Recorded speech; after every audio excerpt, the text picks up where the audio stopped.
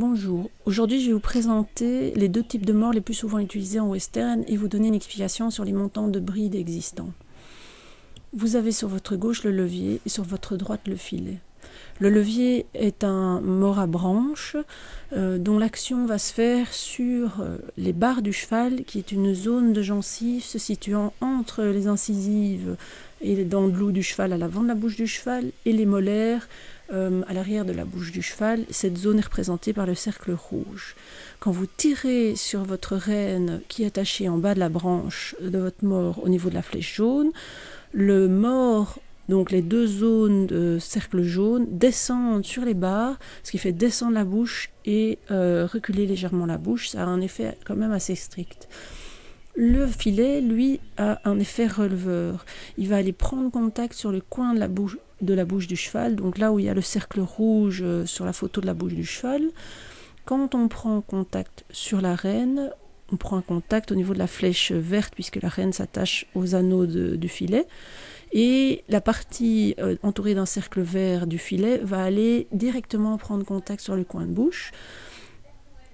Quand on est à cheval, on a évidemment les mains plus hautes que la bouche du cheval, et donc comme ce contact est directement sur le coin de bouche, il a tendance à relever le nez du cheval. Il faut savoir aussi qu'il existe énormément de types de filets et de leviers.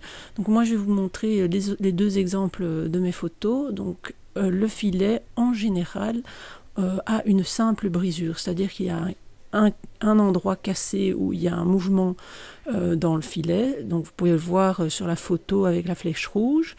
Et ce filet-là est un filet qu'on appelle torsadé parce qu'il est tourné sur lui-même. La plupart des filets sont lisses. Celui-ci, évidemment, est un peu plus strict qu'un filet lisse. Le levier qu'il y a sur l'image de gauche, c'est un levier qui s'appelle Correctional, qui est un très bon levier de base pour le travail. Et lui, vous voyez les deux flèches rouges qui vous montrent la double brisure. Il a un passage de langue. Il est aussi articulé au niveau des branches.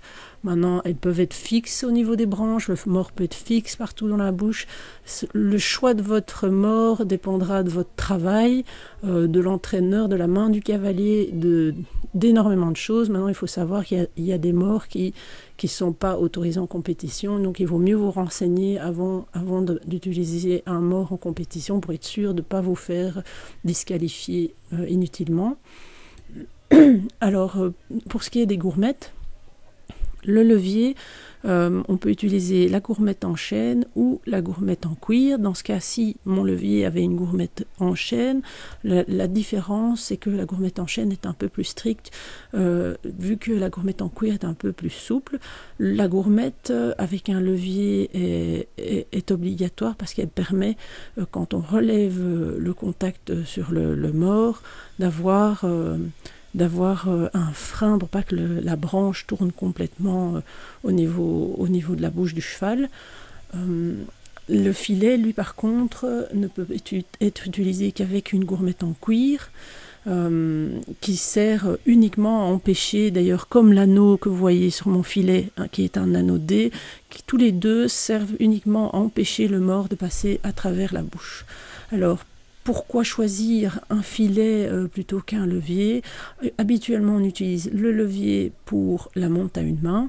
Donc, on va utiliser le levier avec des chevaux qui ont plus d'expérience ou qu'on veut justement apprendre à faire le travail à une main. Mais l'objectif est de monter à une main, mais évidemment, dans le travail de tous les jours, on peut monter à deux mains avec le levier, et le filet, lui, est un mort de travail pour les jeunes chevaux, les chevaux qui ont moins d'expérience, ou simplement parce qu'on veut retravailler quelque chose avec plus de précision.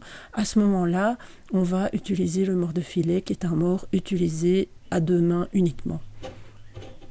Pour ce qui est des montants de bride, alors vous avez deux exemples, une bride décorée avec de l'argenterie ou non, ça dépend de vos goûts et de votre choix. Si vous faites de la compétition, on va choisir quelque chose de plus décoré.